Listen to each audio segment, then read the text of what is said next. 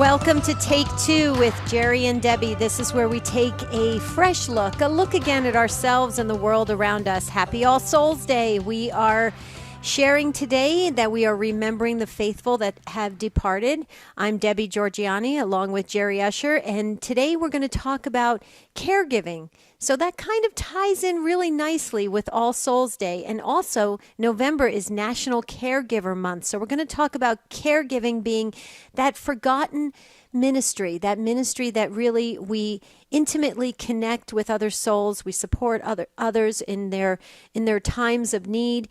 And it's an important ministry for us to talk about. And the conversation, I know, is just going to explode when we open up the phone lines, because all of us in this day and age, we're kind of surrounded by people who are in need, especially with illnesses that are rising and, different ailments that are occurring. People need to be cared for. Their souls need to be cared for, and their bodies need to be cared for. And Jerry, I think this being All Souls Day, it's a perfect conversation and topic to talk about caregiving. It is. Yes, we get to provide spiritual care for the holy souls today. And so what a great tie-in for the program, and we didn't really even plan it that way. But as you can perhaps hear, folks, in my voice, I've been out on the road for 7 weeks, and excuse me, my body did its job of sustaining me during those 7 weeks. But then, sometimes you get home after a long, grueling road trip, and the body just says, okay, now it's my turn to take a little downtime. So I'm doing okay, just a little bit of a cold or something coming on. So a lot of you are going to get your wish. A lot of Debbie and very little of me today. Well, you need a little caregiving yourself, so we need to pray for you that you get your voice back, because you're making my throat scratch a little, Jerry, just by hearing you. So, but caregiving is an interesting and very important topic today. And given that it is All Souls Day and November is National Caregiver Month, and it's also National Alzheimer's Disease Awareness Month, and so this is hitting us all closely. I know that there's so many families that are touched by different diseases and need to have caregivers brought in, or they are the caregivers just because they happen to be in the right place at the right time. So we want to hear from you. What is your experience about caregivers? Were you one? Have you experienced a caregiver? Tell us about this ministry of caregiving. 1-800-585-9396. And I know, Jerry, you shared before we started the show about your sister, and I would love for you to explore or even just expand a little bit more on that, about how your sister played such an important role in your family. Yeah, my sister Mary, I don't know if she listens to the show live because she's in an area that they don't presently air the show, but I remember I pointed out at my mother's funeral how she and her husband Larry and their two sons, Michael and Mark, were really heroic with our mother, because our mother was very independent, lived on her own as long as she possibly could, but then it became clear that she needed to have, be in the presence of other people and have that care available to her. So my sister and her family took her in for several years. And I can tell you, and many of you who are listening, call and share your experience if this has happened to you. It can radically change your life, okay? Mm-hmm. I mean, you still have to get up and go to work in the morning, and right, you have to do all your other things, but it can put a kibosh on that vacation or, some of the activities and things you're used to doing.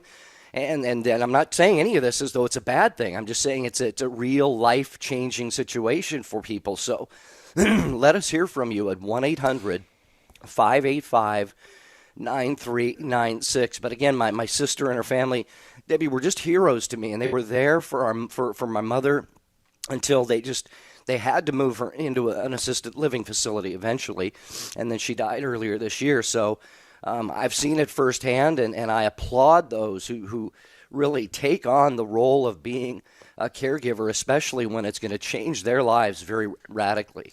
Oh, yeah. And when you were talking about Mary, Jerry, Mary's the only daughter in the family. And so Sometimes it does happen where it's the one female in the family that sometimes can step up and be the caregiver, but not always.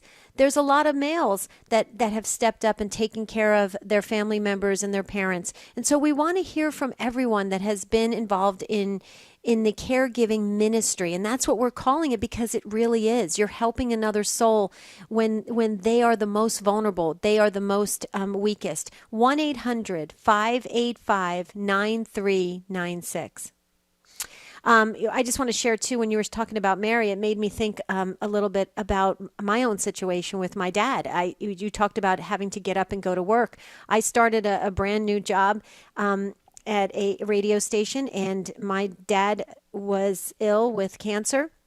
My mom, approaching 80 years old, was the primary caregiver, and she really leaned upon myself and my husband, Marty, and we just knew we had to be there. We had to make it happen. And it was tough. I will tell you, though, I would do it again in a heartbeat, because it was a beautiful experience to journey with my mom and dad during their most vulnerable times. But the most difficult part of it was it's very hard to keep a sort of a normal life and try to be a caregiver and to try and take time for yourself and not get totally, burnt out and worn out. And the real sad thing part about it, and I would love to hear from our listeners about this, is that when my dad passed away, I didn't even have time to grieve. I was so busy running to the mortuary and setting up the funeral arrangements and trying to keep everything going. And my husband, Marty, was as well. And my mom was in shock too, that we didn't even have time to grieve until a couple years later. That's why that was unusual too. And so I would love to hear from our listeners if that's the same experience you had. And the phone lines are completely almost filled up. This is unbelievable. 1-800-585-9396. But I have to tell you, my husband, being brand new, my brand new husband, he took on the caregiving role so beautifully. And so, like you were sharing, Jerry, about Mary being your hero, my husband truly was our hero in our family. My dad just adored him, and he just was right there. He did everything he could possibly do to make my dad's life really comfortable, and took care of driving and medicine and this and that, you name it. I mean, everybody knows what's involved with caregiving.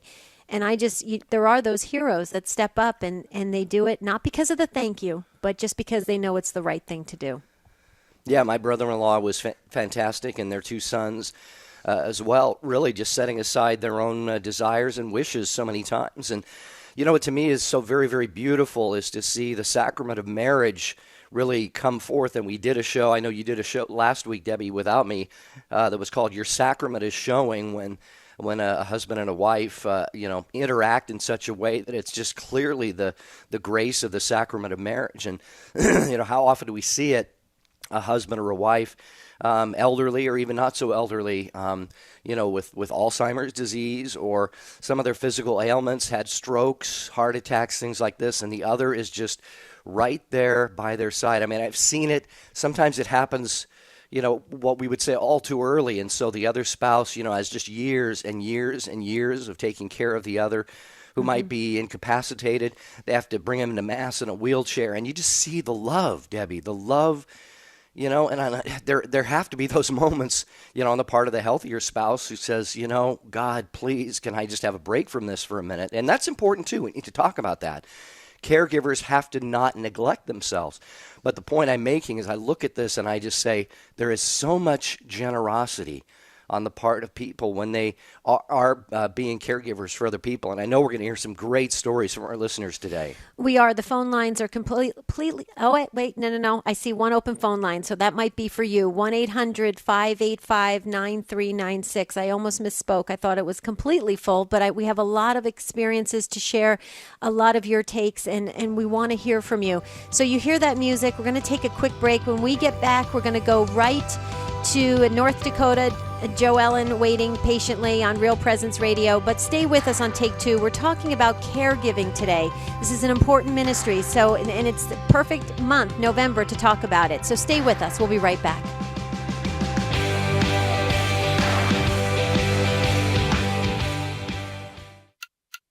60 Seconds with Mother Angelica. He got a satellite dish for pornography. So he took a beer and a sandwich and he sits down and puts on his favorite pornography station.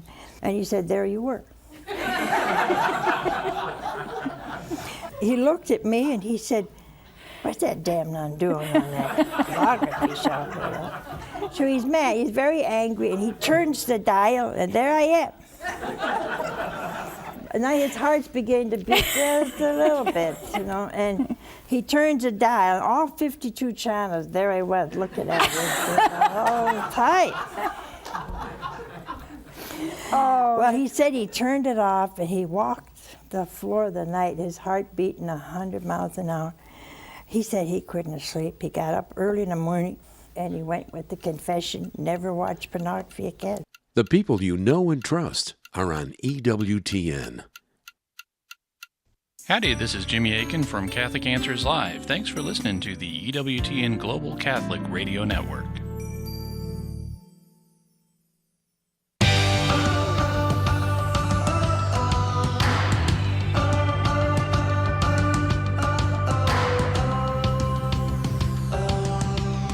Take Two with Jerry and Debbie on EWTN.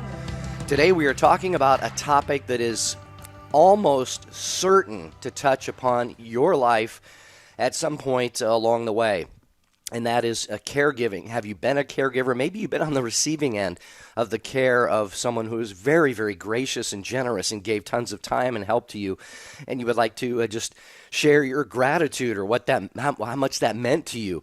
But especially if you are a caregiver or have been, how did you manage that? How did you balance that with the rest of your life, with your marriage, with your kids, with your job? Did you take time, to take care of yourself? Did you burn out? Did you say, hey, no, I can't be away from this person's side? And you just got to the point where you were then in need of care. Debbie, a lot of dynamics can come into play here. There are. And, you made me think about my mom. My mom was 79 when she was really caring for my dad. And we were all worried that she was just going to just completely burn out. And she just was like the Energizer Bunny. She stayed right by his side and she took care of him in beautiful ways. And, afterwards when he passed, I think she took a lot of time to sleep. She really did. She needed that time to sleep and to start to recharge herself. And we're just so grateful that she was able to stay strong after my dad's passing, because a lot of caregivers, when they go through it with the person, they end up passing along, afterwards. And so that's a whole nother thing why we have to be in support of caregivers. We really got to be there for them. And now there's a lot of websites out there that have a lot of support and different resources for caregiving.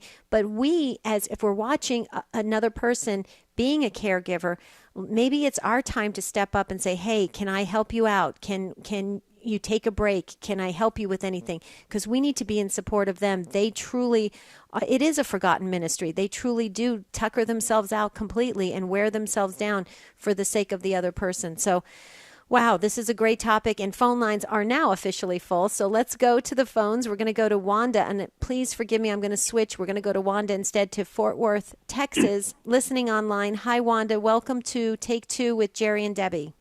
Good morning. How are you? Well, how are you?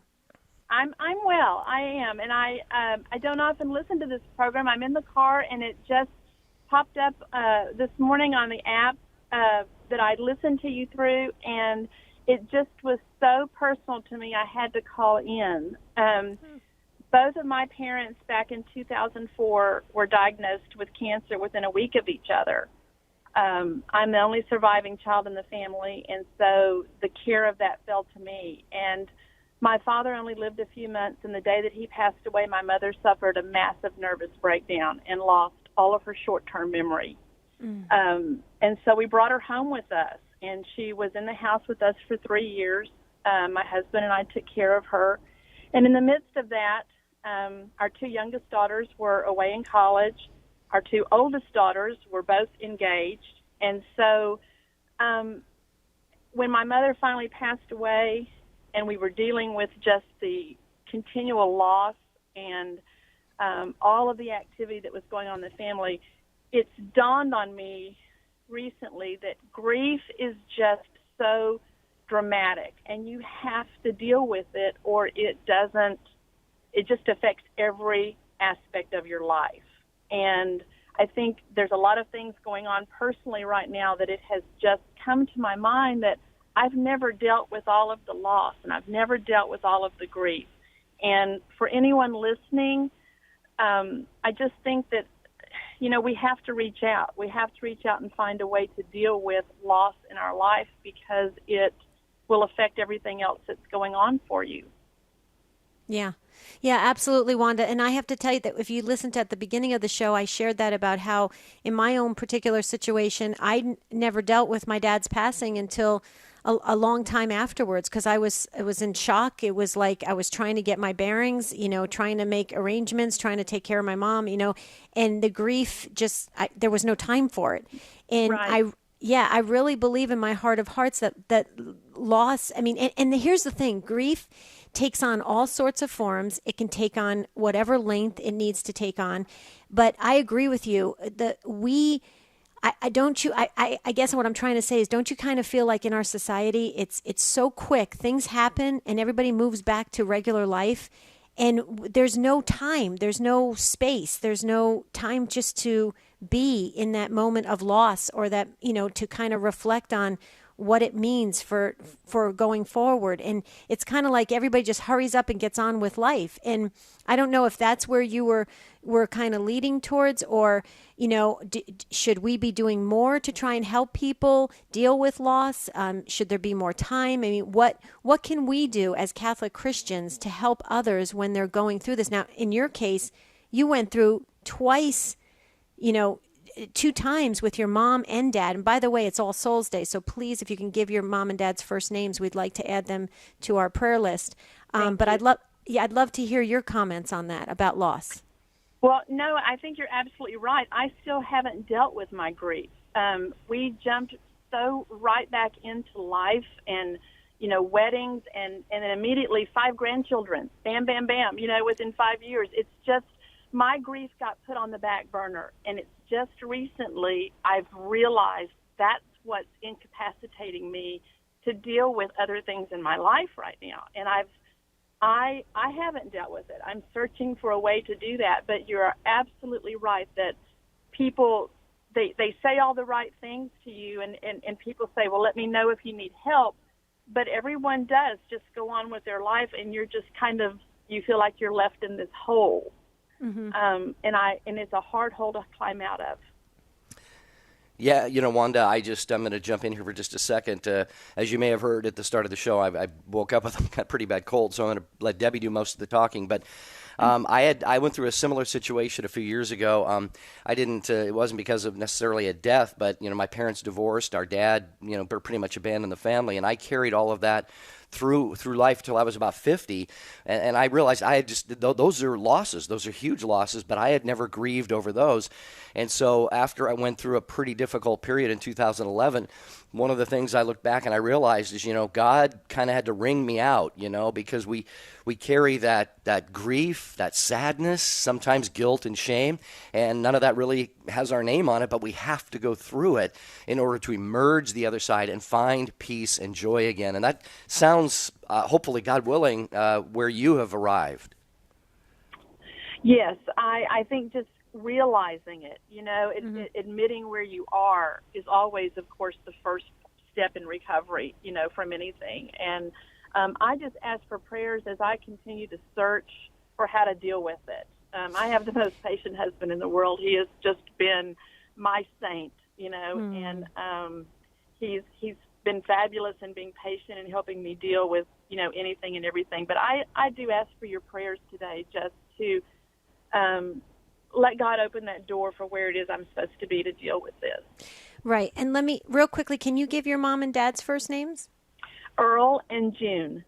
Earl and June. Okay, thank you so much. Well, real quickly, Wanda, because I know we got to let you go for you to get on with the day, but I just want to share with you real quickly what I did for myself, because I really couldn't kind of close the grieving chapter with my dad because of, like we talked about, life going on around us. So what I did was, one weekend, I took the entire weekend and see, I'm going to get teary-eyed because I remember it vividly. I took the entire weekend and I went through pictures of my dad, and I actually had his voicemail on my phone, and I listened to it about 100 times actually.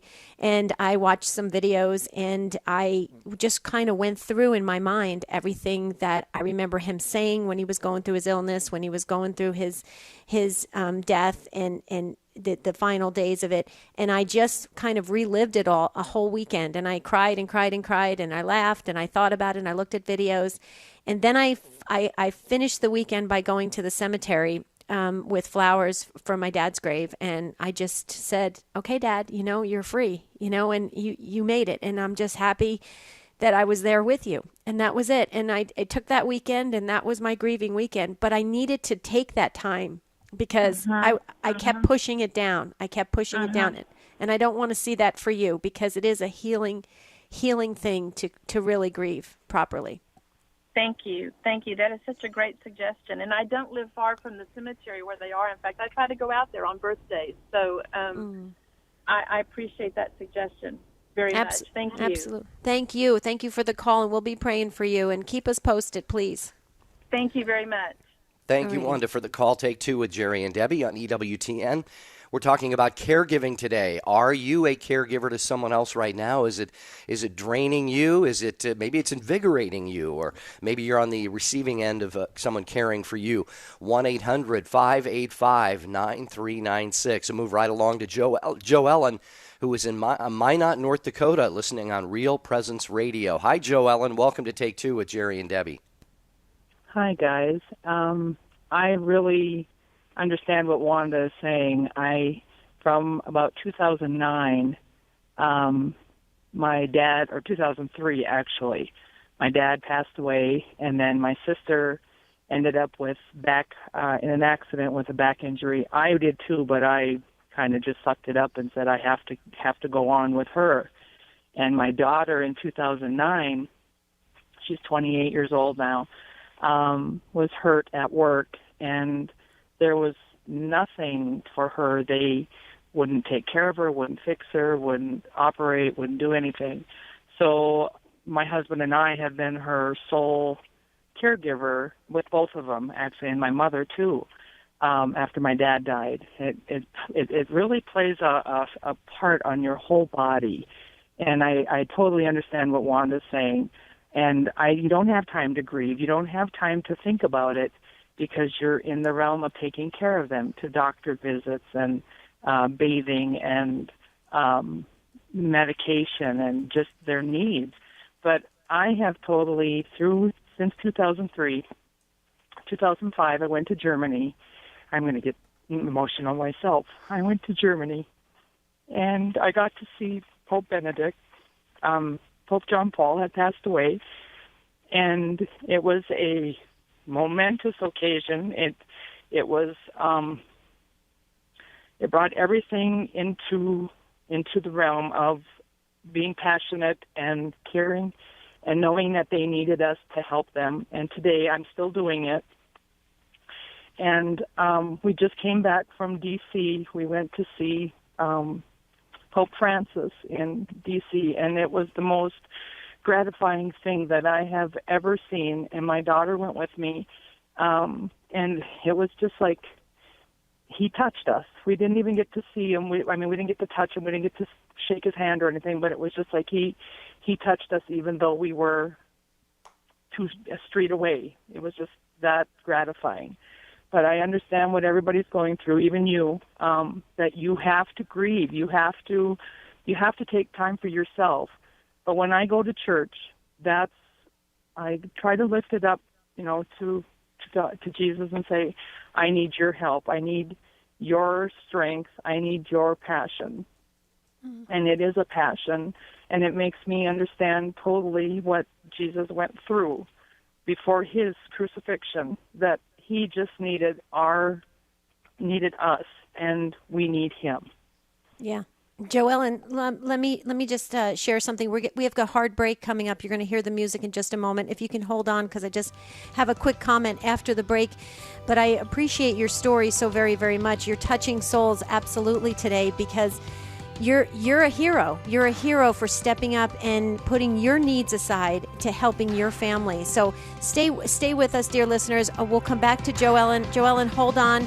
We're on take 2 with Jerry and Debbie. We'll be right back.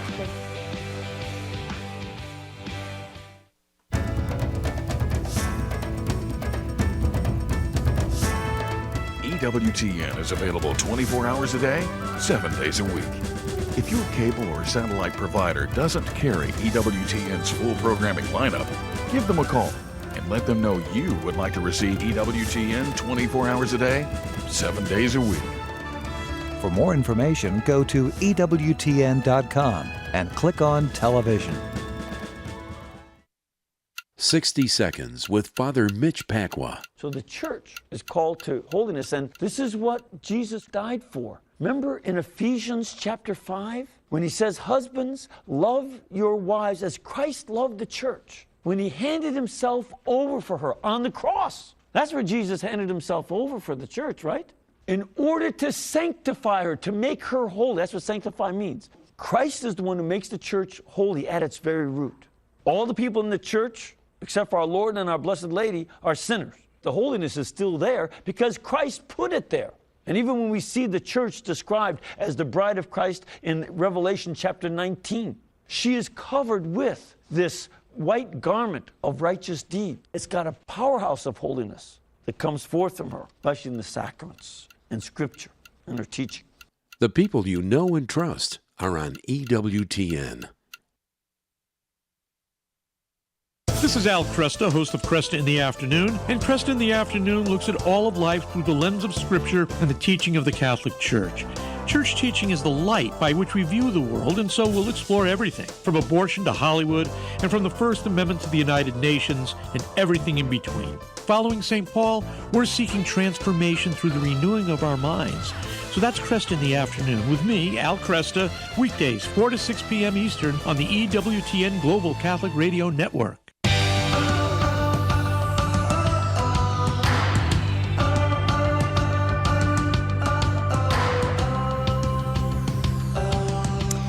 Thanks for staying with us on Take 2 with Jerry and Debbie on the EWTN Global Catholic Radio Network. And Joellen, thank you so much for holding on. We had to take that one break that we can't move.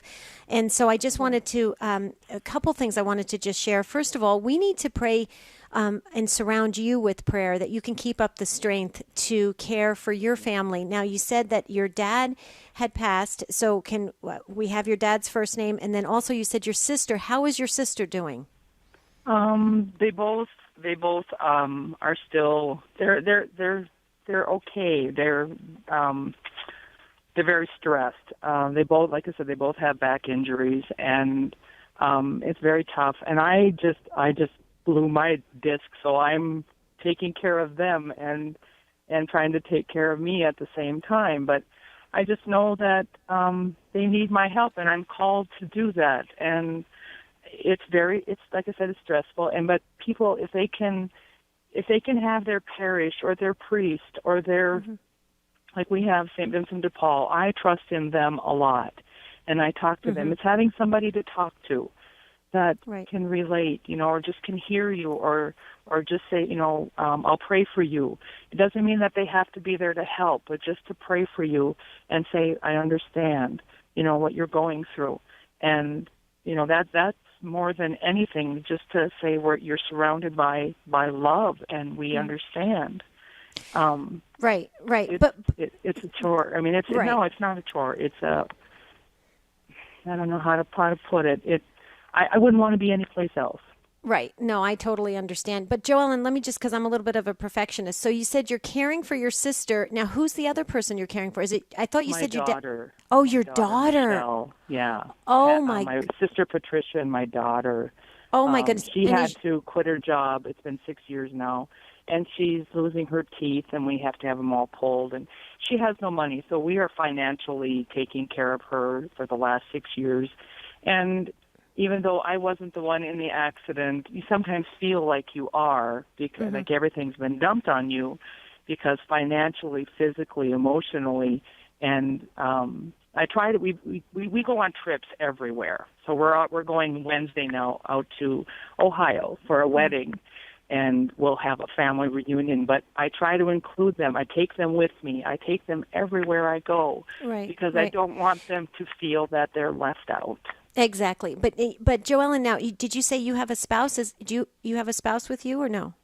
My husband, he is so wonderful. He helps me with everything. But that's my what father passed away in 2003 of they said dementia and Alzheimer's, but I don't really believe that he did. I just totally believe that he was in the wrong place at the wrong time. And I was going to go home with my mom and help her take care of him.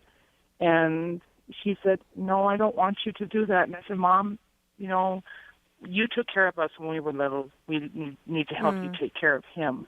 Well, we didn't make that. He passed away 2 days before we were supposed to bring him home. And I said, I think he really knew that the burden wasn't going to be on us. And he asked God to take him home. Right. Well, it's All Souls Day today. So what is your dad's first name? My dad's name is Albert. Albert.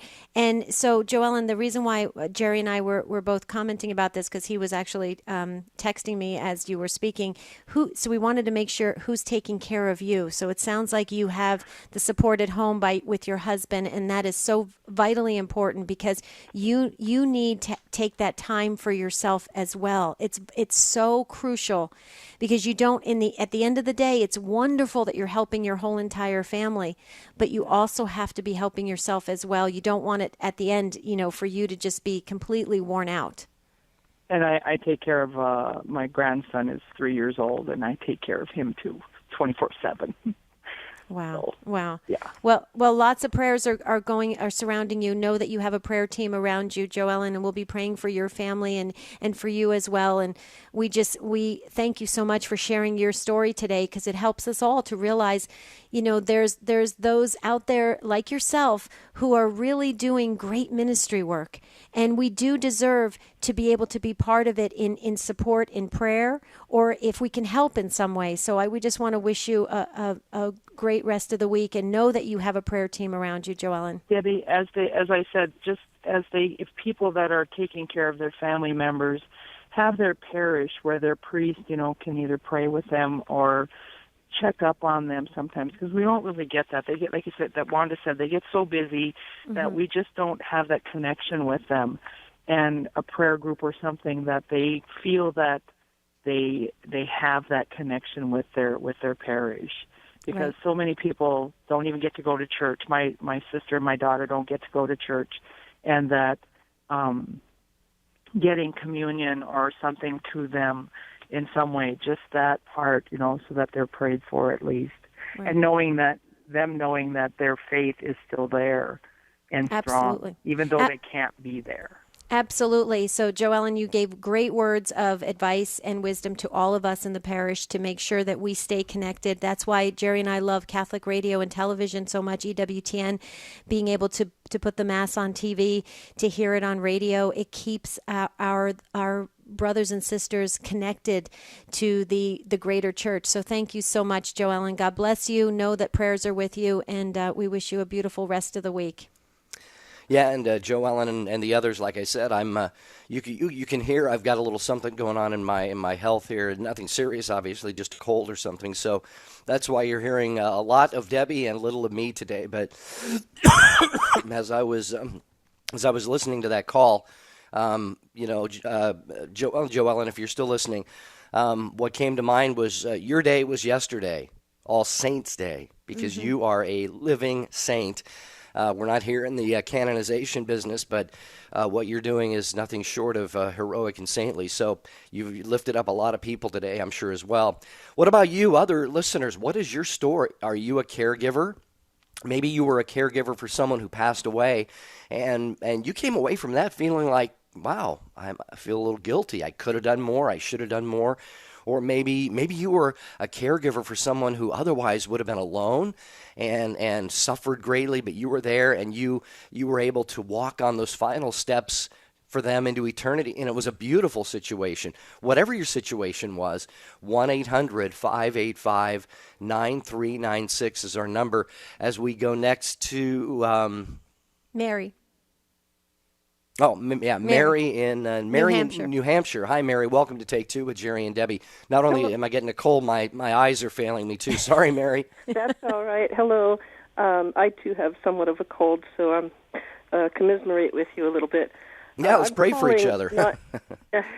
I'm calling not because I myself have been a caregiver, although I am a mother of 5 children. I'm calling because I have been a recipient of a wonderful caregiver, my sister Helen. I'm the youngest of 5, and in 2009, both our parents died within 3 months of each other, cancer, and Helen opened her home up to both of them and took great care of them, and none of us other siblings, were able to do so, and she just did a remarkable job with my parents, and I was so grateful to her because I was 3,000 miles away from them and was only able to get out there before each of them died to see them, but not to offer any caregiving help. So she really took the bull by the horns and poured out a lot of herself to take care of our parents as well as she did. And in addition to that, a year later, I myself was diagnosed with multiple myeloma. My neck had broken, and they found the myeloma. And so I underwent, numerous surgeries, and in addition, a stem cell transplant. She came out to my house and lived in my house, took over my entire house for a solid 2.5 months, cleaned it. I mean, it smelled like bleach every day in my house, but it was imperative because my immune system was completely shot. And if I was going to make it, I had to have a very germ-free environment. But she did wonderful. My children, they responded to her, and it was just a beautiful thing. And now that was, of course, that was in 2011 that occurred. She is back home in Georgia herself now with congestive heart failure and other issues that my heart breaks because I can't get to her myself to take care of her. Mm. But Mary, here's the thing. Helen is your hero and another walking saint. But what's wonderful, what we can do for Helen is pray, and we can surround her with prayers, and that power is so important to be around her, to lift her up while she is, fighting whatever she needs to fight, whatever ailment she needs to fight. Because if you can't offer physical assistance, I always tell people, when I was going through cancer, prayer is what kept me lifted. The physical part of it, of people helping me, absolutely, that was amazing. Couldn't have done it. Couldn't have made it without it. Except the prayer lifted me off the ground, literally. Exactly. Yes, I feel the same. I know that when I was lying in the hospital, when my stem cells had not yet taken root, the new ones, I did feel lifted. I felt the power of prayer in that hospital room. And so I know what you're talking about. It's unbelievable. So I feel in my own life that I've had 2 miracles occur with prayer. But I like you said, I feel for my sister, and you're right. Prayer is really the only thing I can do from my position so far away from her. Right. Well, here's what's even greater than that now is you can share with Helen. You said it was Helen, I believe. Yes. Okay, great. You can share with Helen that now she has the world praying around her. She has a prayer team around her, a family of all of us now praying. I'm going to hold Helen up in prayer. And how beautiful. Yeah, it's so she now can feel that, and that is the way we're all going to stay connected ultimately, is through the power of prayer. And Mary, one other thing real quickly, because I know we got to move on, but today is All Souls Day. So your mom and dad's name that passed? Yes, Elizabeth and John. Elizabeth and John. Beautiful. Okay. Well, Mary, we wish that totally have prayers for you as well. I mean, it sounds like all of you are really battling some difficult things right now. But you know what? I really believe this in my heart of hearts, that if we all band together, like you said, Mary, you can feel that support, that spiritual support, and that will keep us moving forward, because that's what we all have to do no matter what we're facing in life, no matter what challenges we're facing. if we keep moving forward, we know ultimately we will reach that ultimate goal, which is God. And that's what we're all striving for. And so take comfort in that today that is what is imparted to us. And so we just thank you for the call, Mary, and best wishes to you. We hope you're feeling better. So much. Thank you, Mary, for the call. We just want you, our listeners, to know we say this a lot, but really we do mean it.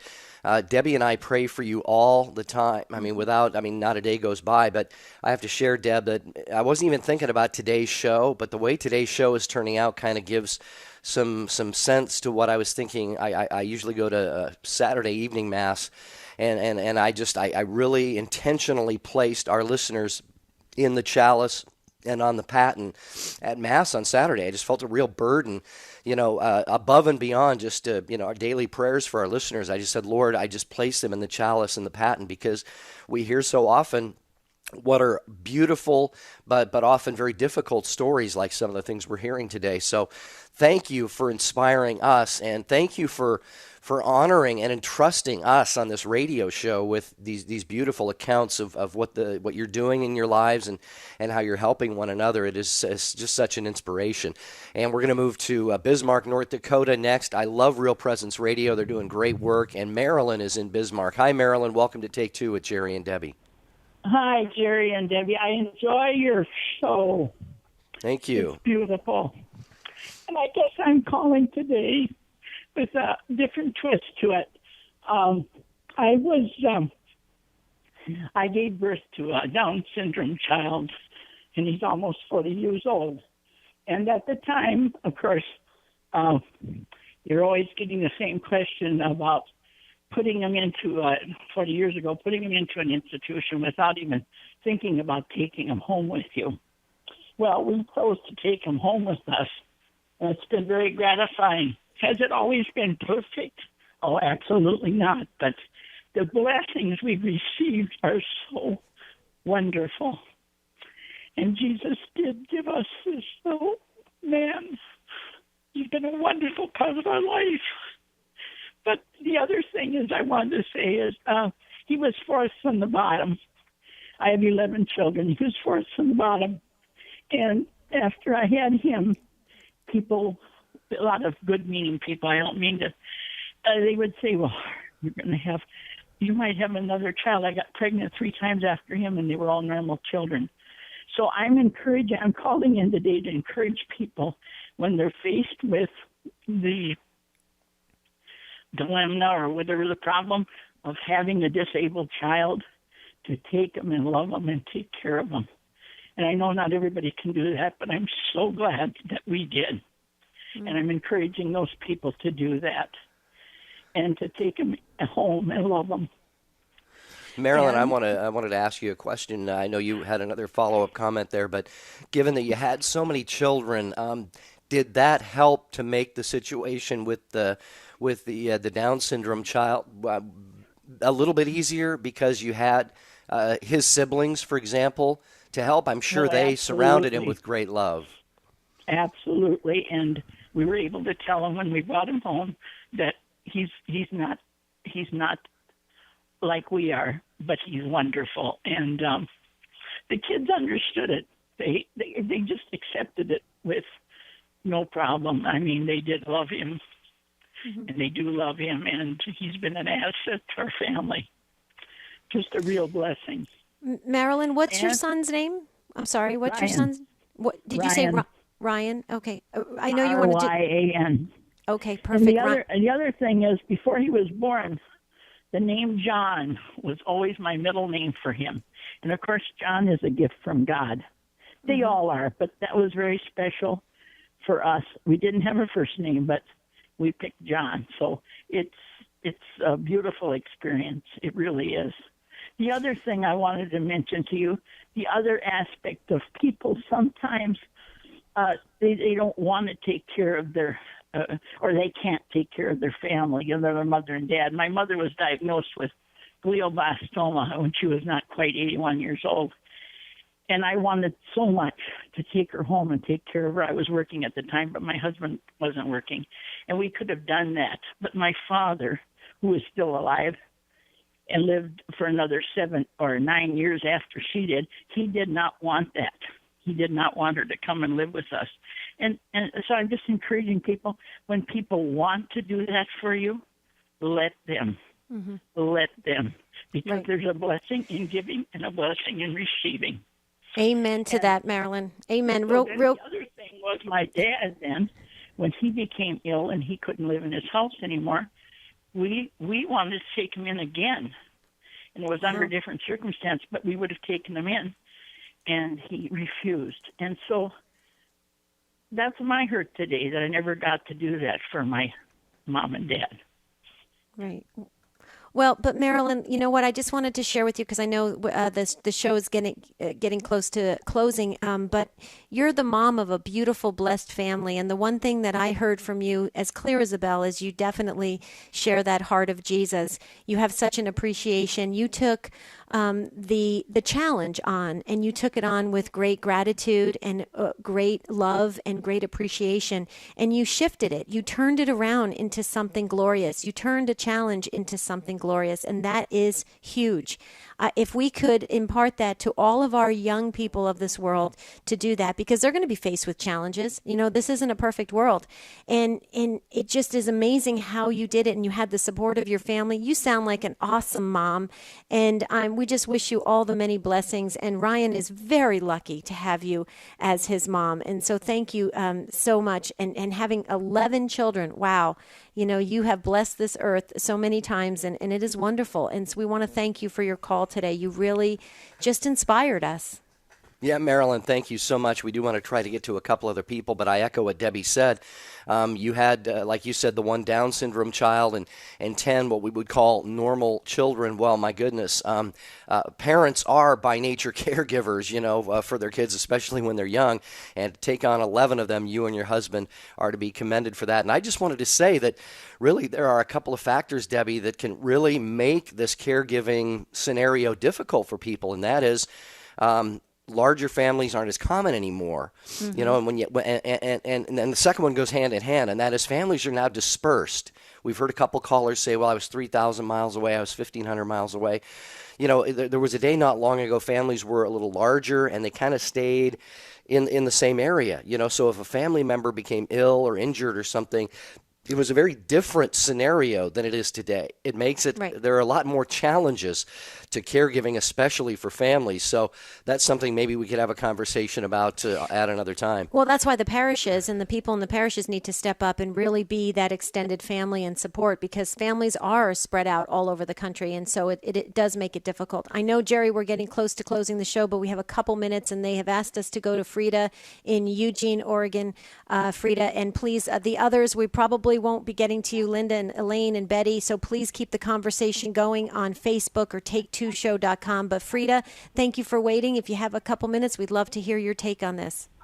Yes, hi. Hi, Frida. Yes, I'm calling from Eugene, Oregon. Mm-hmm.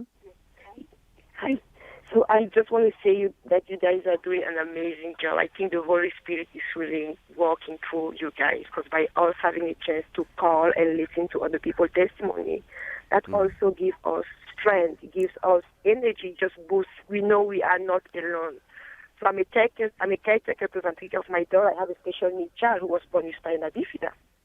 On top of that, I have my sister who is now undergoing a hip replacement surgery. She's only 28. But I believe that in my family, I was the one who was chosen, and I have accepted that job. I know God has a plan. And I wake up every day, I just say, God, if that's what I have to do for the rest of my life, just give me that inner strength. Because my sister, when she wakes up and she knows I'm there, it makes a whole difference. So my faith and the friends I'm doing rosary with, my priest, that extra support helped me get through it every day. And I'm always looking at them like, Jesus came here and he took care of us. He died for us. Why can't I also step up and give it back to someone else? So for me, it's just a blessing. It's a gift. If I'm chosen, if I'm the one who was chosen to give back, I just do it. It's hard, but my faith keeps me going. I pray God, it has always made things easy in my life. So... Mm-hmm. Well, Frida, let me share something with you. You are just the perfect last caller for the end of the show, because some of the words you said were so perfect. You said you were chosen.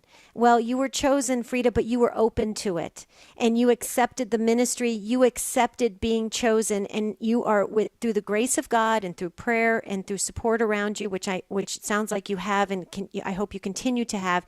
You are accepting that ministry and doing it so well. Frida, there's blessings in that. There's blessings for the people that you care for, and there's blessings also for you, and there's blessings for all of us around you who are praying for your ministry. So Frida, you just totally, you nailed it perfectly of what we were trying to get to about how, like, I love what you said about how when we do this ministry of Take Two, we want each other to know we're not alone. These are all the issues we're all dealing with together. Yes. Yep. Thank you. Well, we just thank you. Keep doing it. It just gives us that. It just, just makes my day, my life, my weeks. It just may God bless you guys plentifully. Thank you. Thank you, Frida. God bless you, too. And as Debbie said a minute ago, Linda, Elaine, Betty, I wish we had several hours of the show every day. Debbie does as well. And we ask you to please call again on another program. I so wish we could get you on, because this, Debbie, has just been, I think, a very inspiring and impacting conversation for everybody. And my takeaway is there's just such great generosity among our listeners and among the people, really. I think, Debbie, innately we know that when we come out of ourselves and do for others, hopefully not to the point of neglecting ourselves to where we're in a bad situation, but when we come out of ourselves and do for others, that is when we truly thrive and we are truly most Christ-like.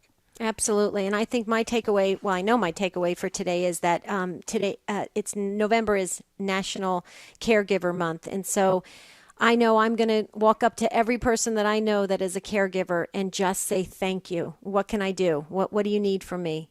Because it is a ministry that we need to support as a Catholic Christian family and do it together. Because when you do have that support, like Marilyn had with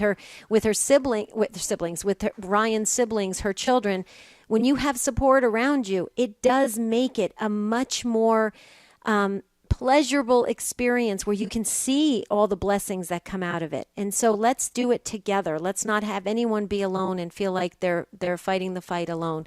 And Jerry, real quickly, I just want to share for our listeners, later today I'm going to be on Catholic Answers Live. I'm following Bishop Olmsted today, talking about annulments, life after annulments, and remarriage. So if any of our listeners want to tune in, they'll get to hear me again. How about you, Jerry? Should be a great program. No, I'm going to be just getting some stuff done. I wanted to remind you, our listeners, what we have coming up the rest of the week. Tomorrow, do you vote Catholic? Do you vote Catholic?